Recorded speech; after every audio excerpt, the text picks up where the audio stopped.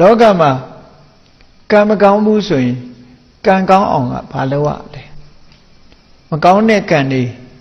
ပပျောက်အောင်ကံကောင်းတဲ့နည်းတွေမရှိဘူးလားလို့ဆိုရှိတယ်ကံမကောင်းဘူးဆိုတာအကုသိုလ်အကျိုးတွေဝင်ရောက်နေတာကိုလူတွေကကံမကောင်းဘူးလို့ပြောတာအကုသိုလ်ရဲ့အကျိုးတရားတွေကကိုယ်တဏ္ဍာမှာလာရောက်ပြီးတော့ထိခိုက်နေပြီဆိုရင်ဒါကံမကောင်းဘူးလို့ပြောကြတယ်အဲ့ဒီအချိန်မှာကိုယ့်ရဲ့လောက်ရကိုပြန်ဆန်းစစ်ကြည့်ရမယ်အေးဟုတ်တယ်ငါတို့လုပ်နေတာအမှားမရှိဘူးအကောင်းတွေလုပ်တယ်သို့တော့အတိတ်တုန်းကမှားယွင်းမှုတွေဟာလည်းလူတွေတဏ္ဍာမှာလာရောက်ပြီးတော့မကျူးဝါဖြစ်ပြီးတော့အကျိုးပေးနေတာတွေလည်းရှိတတ်တယ်ပေါ့အဲ့ဒါလို့